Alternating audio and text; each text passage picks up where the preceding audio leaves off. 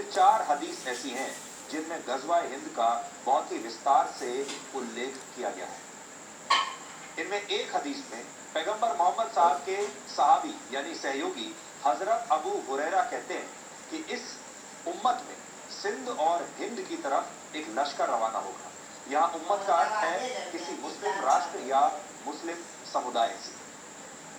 इसी हदीस में आगे हजरत अबू हुरैरा ये कहते हैं कि अगर मुझे इस गज़वा यानी युद्ध में शामिल होने का मौका मिला तो मैं शहीद कहलाऊंगा, और अगर मैं बच गया तो वो अबू हुरैरा बन जाऊंगा जिसे अल्लाह ने जहन्नुम की आग से आजाद कर दिया होगा।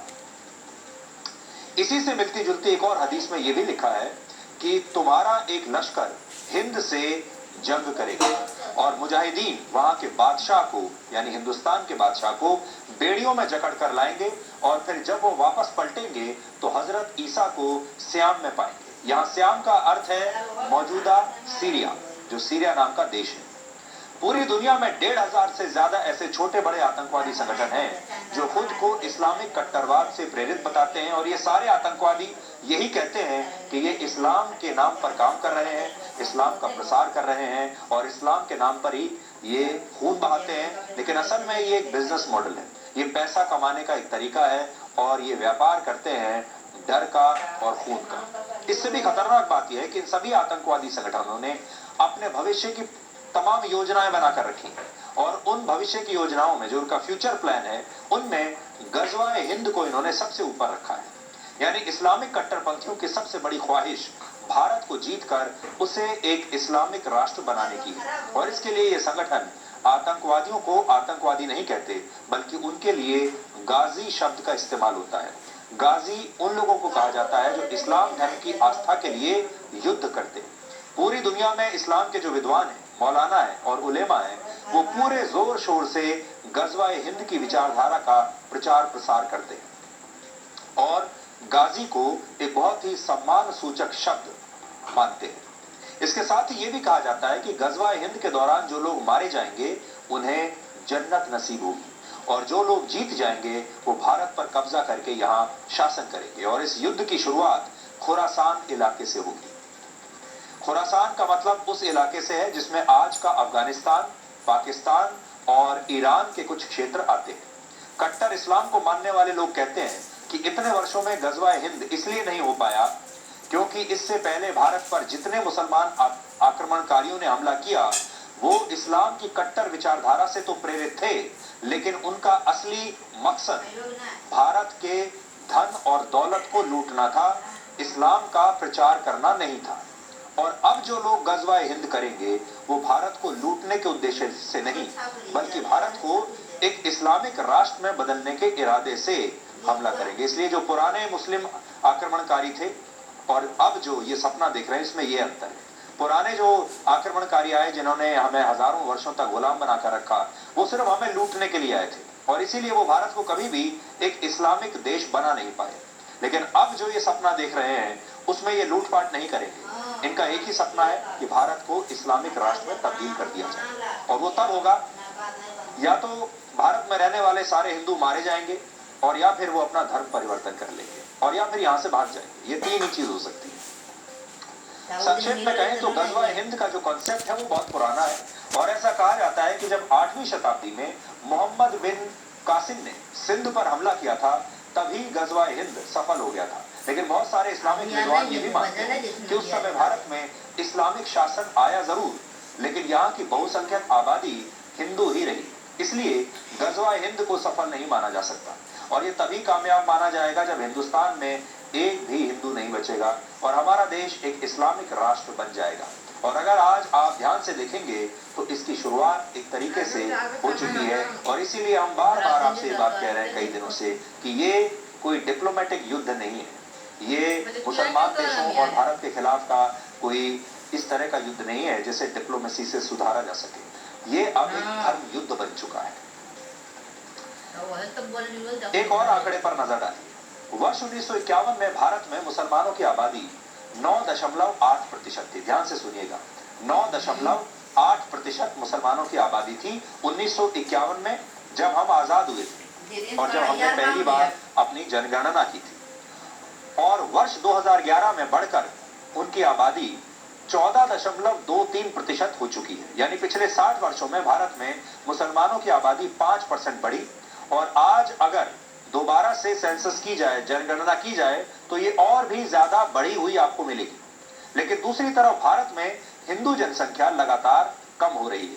वर्ष 1951 में भारत में हिंदुओं की आबादी लगभग 84% थी, जो 2011 में घटकर 79.8% रह गई। और अगर आज आप अपनी जनसंख्या को गिनने के लिए जाएंगे तो ये और भी कम मिलेगी। अमेरिका के थिंक टैंक प्यू रिसर्च सेंटर के मुताबिक 2011 से 2021 के बीच, यानी पिछले 10 वर्षों में भारत में हिंदुओं की आबादी लगातार और कम हुई है, जबकि मुसलमानों की आबादी में लगातार वृद्धि देखी गई है पिछले 10 वर्षों में। और आपको यहां ये स्पष्ट कर दें कि हमारे पास जो आखिरी सेंसस का जो रिकॉर्ड है वो 2011 का है, क्योंकि उसके बाद से अब तक जनसंख्या को गिना नहीं गया है दोबारा। ये हम आपको भारत की स्थिति के बारे में आज बता रहे हैं। ये भारत की स्थिति है। अगर पाकिस्तान और बांग्लादेश की बात करें तो इन देशों में भी हिंदुओं की आबादी बहुत तेजी से कम हो रही है। यहां तो बहुत ही तेजी से कम हुई है। 1951 में पाकिस्तान में 13% हिंदू थे, लेकिन 2017 में वहां सिर्फ 2% हिंदू ही बचे। आज पाकिस्तान की कुल आबादी लगभग 23 करोड़ है। अगर 1951 की तरह पाकिस्तान में आज भी 13% हिंदू आबादी होती, मान लीजिए हम ये भी कह दें कि ना बढ़ी है ना कम हुई है, उतनी है, तो इस हिसाब से पाकिस्तान में हिंदुओं की जनसंख्या आज 2,70,00,000 होनी चाहिए थी। लेकिन 2017 की जनगणना के मुताबिक पाकिस्तान में सिर्फ 33 लाख हिंदू ही बचे। अब आप सोचिए, फिर ये लाखों हिंदू कहां चले गए? अब आप ये सोचिए, इतने लाख हिंदू जो हैं, जो कम पड़ रहे हैं, ये अचानक पाकिस्तान से कहां गायब हो गए? या तो इन्हें मार दिया गया, या ये पाकिस्तान छोड़कर भाग गए, और या फिर इन्होंने अपना धर्म परिवर्तन कर लिया। ये 3 बातें हो सकती हैं। इसी तरह बांग्लादेश में 1974 में 13.5% हिंदू आबादी थी, लेकिन 2011 में वहां भी हिंदू जनसंख्या घटकर सिर्फ 8.5% रह गई। आज बांग्लादेश की कुल आबादी लगभग 15.5 करोड़ है, और 1974 के हिसाब से आज बांग्लादेश में 2 करोड़ हिंदू होने चाहिए थे, लेकिन अभी बांग्लादेश में सिर्फ 1 करोड़ 27 लाख हिंदू बचे। तो वहां पर भी लगभग 75 लाख हिंदू कहां गायब हो गए? उन्होंने या तो पलायन किया, या उनकी हत्या कर दी गई, और या फिर उन्होंने अपना धर्म बदल लिया। अब दुख की बात यह है कि अगर सारा आप मिला लेंगे तो आपको ऐसा लगेगा कि करोड़ों हिंदू पिछले 70 वर्षों में बांग्लादेश और पाकिस्तान से गायब हो गए। लेकिन क्या दुनिया में किसी भी देश ने पाकिस्तान से, बांग्लादेश से सवाल उठाया कि वो हिंदुओं पर अत्याचार क्यों कर रहे हैं, हिंदुओं का दमन क्यों कर रहे हैं? बाकी छोड़ दीजिए, क्या भारत ने भी कभी इन देशों के सामने ये बात रखी है? वो भी छोड़ दीजिए सरकार को भी। क्या भारत के हिंदुओं ने, जो आज 100 करोड़ के ऊपर है, क्या भारत के हिंदुओं ने भी कभी इस मुद्दे को उठाया है? हमारे देश के 100 करोड़ हिंदुओं ने कभी ये सवाल नहीं पूछा कि पाकिस्तान और बांग्लादेश में उनके जो लाखों हिंदू भाई हैं, वो उनका हुआ क्या? वो कहां चले गए? वो गायब कैसे हो गए? किसी ने ये पूछने की हिम्मत नहीं दिखाई, किसी को फुर्सत ही नहीं। आज की तारीख में दुनिया में कोई भी देश हिंदू राष्ट्र नहीं, लगा दी पूरी दुनिया में हिंदू धर्म को मानने वालों की संख्या लगभग 120 करोड़ है। हिंदू दुनिया के 110 से ज्यादा देशों में रहते हैं, लेकिन इसे मानने वालों की सबसे बड़ी आबादी भारत और नेपाल में। और नेपाल किसी जमाने में दुनिया का एकमात्र हिंदू राष्ट्र हुआ करता था, लेकिन अब नहीं। 2008 में नेपाल के संविधान में बदलाव करके उसे धर्मनिरपेक्ष देश का दर्जा दे दिया गया, और वर्ष 1977 में तत्कालीन प्रधानमंत्री इंदिरा गांधी ने भी भारत के संविधान में 42वां संशोधन करके इसकी प्रस्तावना में सेक्युलर शब्द जोड़ दिया था। यानी पिछले कुछ दशकों में भारत और नेपाल जैसे देशों के बहुसंख्यक हिंदुओं पर तो धर्मनिरपेक्षता की पूरी जिम्मेदारी डाल दी गई, जबकि मुस्लिम बहुल देश सेक्युलर होने से इस्लामिक रिपब्लिक या इस्लाम को राष्ट्र धर्म मानने वाले देश बनते चले गए। ये फर्क आया है, और इन देशों में भी, भारत जैसे देशों में भी धर्मनिरपेक्षता की जो सारी जिम्मेदारी है वो बहुसंख्यक हिंदुओं पर डाली गई, और जो अल्पसंख्यक समुदाय है उसे एक वीआईपी स्टेटस दे दिया गया, और उसने इतने वर्षों में सिर्फ मलाई खाई। वर्ष 1956 में पाकिस्तान, वर्ष 1979 में ईरान, 1980 में बांग्लादेश, 2005 में इराक, ये तमाम देश या तो पूरी तरह से इस्लामिक देश बन गए, या फिर इस्लाम को इन्होंने अपना राष्ट्र धर्म मान लिया। पूरी दुनिया में करीब 190 करोड़ लोग इस्लाम को मानते हैं, 190 करोड़, और इनमें से करीब 160 करोड़ लोग इस्लामिक देशों में रहते हैं। और इनमें से भी ज्यादातर देशों में धर्म का पालन करना चॉइस नहीं है, विकल्प नहीं है, बल्कि मजबूरी है, क्योंकि लगभग सभी मुस्लिम देशों में धर्म के अपमान को अपराध माना जाता है और कुछ देशों में तो इसके लिए मौत की सजा भी है। अब आप सोचिए, ये मुस्लिम देश आज भारत को लेक्चर दे रहे हैं और बता रहे हैं कि लोकतंत्र क्या होता है, जबकि इनके यहाँ कोई लोकतंत्र नहीं, और धर्मनिरपेक्षता का पालन कैसे किया जाता है वो भी ये मुस्लिम देश आज हमें समझा रहे हैं। सच्चाई ये है कि यही मुस्लिम देश अल कायदा जैसे आतंकवादी संगठनों को अपने यहाँ खुलेआम शरण देते, उनका इस्तेमाल करते हैं। आज आप देखेंगे तो यमन, सऊदी अरब, इराक, सीरिया और अफगानिस्तान में अल कायदा के बहुत सारे टेरर कैंप्स चल रहे हैं। लेकिन हमारा सवाल है कि क्या ये मुस्लिम देश भारत को धमकी देने के लिए अल कायदा के आतंकवादियों को तलब करके उनसे भी वही सवाल पूछेंगे जो उन्होंने भारत के राजदूतों को तलब करके पूछा था? क्योंकि अल कायदा के आतंकवादियों ने इन्हीं देशों में शरण ली हुई है और आज उसे फंडिंग भी, यानी पैसा भी इन्हीं देशों से मिलता है। वर्ष 2008 में अमेरिका ने अपनी एक इंटेलिजेंस रिपोर्ट में ये कहा था कि कैसे सऊदी अरब के प्रभावशाली और अमीर लोग अल कायदा को फंडिंग करते हैं। तब इसमें उसामा बिन लादेन के जीजा मोहम्मद जमाल खलीफा का नाम भी आया था, जो सऊदी अरब का एक बहुत बड़ा उद्योगपति है। इसके अलावा सऊदी अरब के एक और बड़े उद्योगपति यासीन अल कादी ने भी अल कायदा को फंडिंग की थी। सऊदी अरब के अलावा मोरक्को, इजिप्ट और लेबनान जैसे देशों से भी अल कायदा को पैसा मिलता है और मदद भी मिलती है। हथियार भी, आप सोचिए, अल कायदा के जो आतंकवादी हैं इन्हें कहीं ना कहीं से तो हथियार मिलते होंगे, इनका इतना बड़ा सेटअप चलता है, इन्हें कहीं ना कहीं से तो पैसा मिलता होगा। बड़ी बात यह है कि अल कायदा को जो फंडिंग मिलती है वो फंडिंग असल में चैरिटी के नाम पर आती है, और ये चैरिटी इस्लाम धर्म के नाम पर होती है, इस्लाम धर्म के प्रचार और प्रसार के नाम पर होती है। यानी ये जो धर्म है वो मुसलमानों को एक कोने से दूसरे कोने तक एक साथ जोड़ कर रखता है। इसलिए आपने देखा होगा कि जो मुस्लिम देश हैं उनमें रहने वाले तमाम लोग, चाहे वो किसी भी देश में रहते हो, वो एकजुट है, क्योंकि उनका धर्म उन्हें एकजुट करके रखता है। अल कायदा आतंकवादियों का संगठन है, लेकिन इसकी सालाना कमाई किसी बहुत बड़ी मल्टीनेशनल कंपनी के बराबर है। आज अल कायदा को सालाना लगभग 2,500 करोड़ रुपए की कमाई होती है। सोचिए, अल कायदा की कमाई है 2,500 करोड़ साल की। ड्रग्स की स्मगलिंग के जरिए, किडनैपिंग्स के जरिए और हथियारों की स्मगलिंग से ये पैसा कमाते हैं। इसके अलावा सिगरेट के अवैध व्यापार से भी अल कायदा को करोड़ों रुपए की कमाई होती है। ये सारी बातें वो हैं जो इस्लाम में निषेध है, लेकिन पैसा कमाने के लिए अल कायदा के आतंकवादी ये सब करते हैं। हालांकि अल कायदा के पास दुनिया में ज्यादा आतंकवादी अब नहीं बचे। इस समय अरब में उसके पास 600 आतंकवादी है, जबकि इतने ही आतंकवादी उसके अफगानिस्तान में मौजूद है। यानी कुल मिलाकर अगर आप देखेंगे तो अल कायदा के पास 1200 से लेकर ज्यादा से ज्यादा 1,500 आतंकवादियों से ज्यादा नहीं होते। लेकिन ये 1200 आतंकवादी आज अपने शरीर से बम बांधकर खुद को इस्लाम धर्म के लिए कहीं भी उड़ा सकते हैं।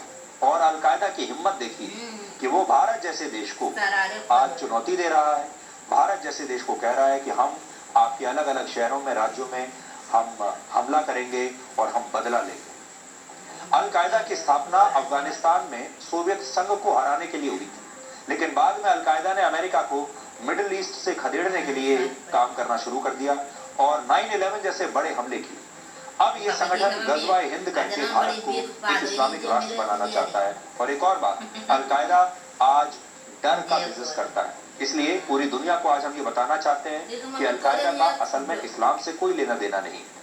ये चोर उचक्के हैं, ये सिर्फ पैसा कमाना चाहते हैं, ये डर का बिजनेस करते हैं, लोगों को डराते हैं, खून का बिजनेस करते हैं, खून बहाते हैं, और इसके जरिए इनका एक ही मकसद है कि ये पैसा कमाए, और उसके लिए ये इस्लाम का दुरुपयोग करते हैं। आज हम एक और बात आपसे कहना चाहते हैं। आज भारत के बहुत सारे मुसलमान इस मुद्दे पर मुस्लिम देशों के साथ खड़े नजर आ रहे हैं, और इसके साथ ही ये भी कहा जा रहा है कि भारत में मुसलमानों को उनके अधिकारों और हक से वंचित किया जा रहा है, इसलिए भारत के मुसलमान निराश है।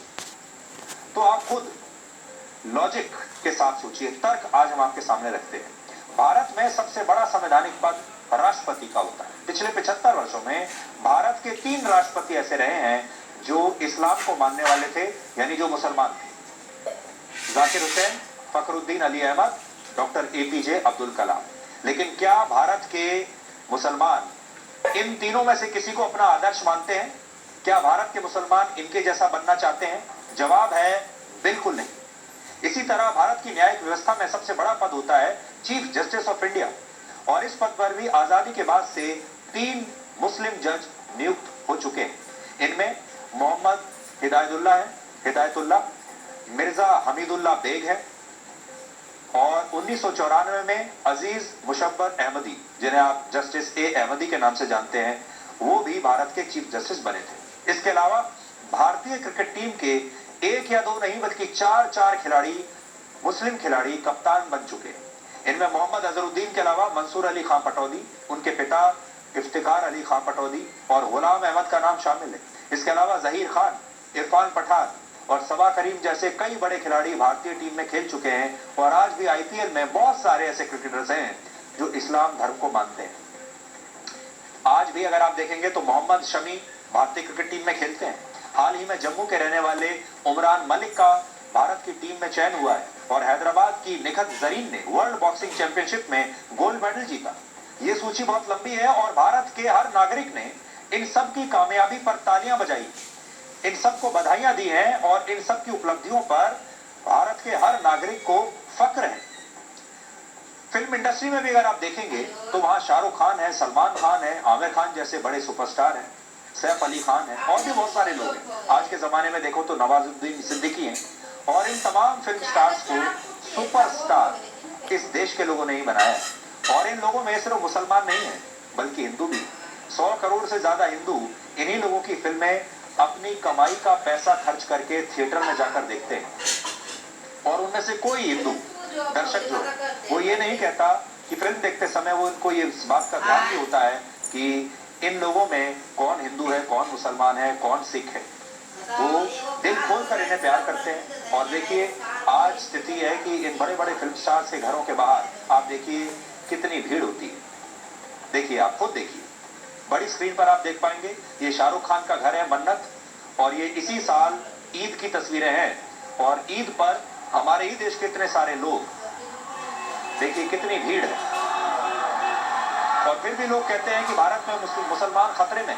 क्या आपको ये मुसलमान शाहरुख खान खतरे में नजर आ रहे हैं? क्या आपको सलमान खान खतरे में नजर आ रहे हैं? आप देखिए कितना प्यार इन्हें भारत के लोगों से मिल रहा है। हालांकि समझने वाली बात यह है कि जब यही लोग अपने क्षेत्र में सफल हो जाते हैं और इन्हें जरा सा धक्का लगता है, मान लीजिए इनमें से किसी को भारतीय टीम में से निकाल दिया जाता है या किसी की फिल्में फ्लॉप हो जाती है, तो फिर कई बार लोग अक्सर ऐसा कहने लगते हैं कि उनके साथ ऐसा इसलिए हो रहा है क्योंकि वो अल्पसंख्यक है। जबकि कोई हिंदू अपने साथ होने वाली घटनाओं के लिए अपने धर्म को कभी बीच में ला ही नहीं सकता। ये एक बहुत बड़ा फर्क है।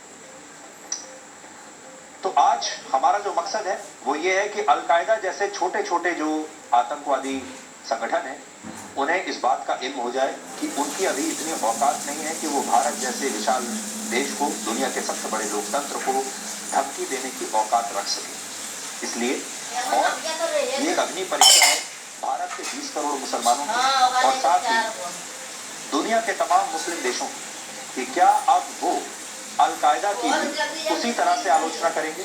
क्या अब वो अलकायदा से भी वही सवाल पूछेंगे जो कि आज वो भारत से पूछ रहे हैं? क्योंकि अलकायदा खुलेआम खून बहाने की बात कर रहा है, हमला करने की बात कर रहा है, हिंदुओं की हत्याएं करने की बात कर रहा है और गजवाए हिंद की बात कर रहा है। कोई भी देश भारत जैसा गजवाए हिंद पर आपत्ति जता सकता है। आप सोचिए, अगर यही बात किसी मुस्लिम देश के लिए किसी ने कह दी होती तो वो देश खड़ा हो जाता और सामने आके कहता कि आप हमारे देश के बारे में इस तरह की बात नहीं करते। इसलिए हम कहना चाहेंगे कि भारत को भी ये जो गजवाए हिंद की बात जो करते हैं आतंकवादी, इसे बहुत गंभीरता से लेना चाहिए, इस पर आपत्ति दर्ज करानी चाहिए दुनिया के हर मंच पर, और साथ ही इन आतंकवादियों को अपनी ताकत भी दिखा देनी चाहिए। अब हम आपको भारत की राजधानी दिल्ली में यमुना नदी के किनारे उस जगह पर लेकर चलेंगे जहां पर्यावरण की रक्षा को लेकर इतने कड़े कानून हैं कि वहां आप अगर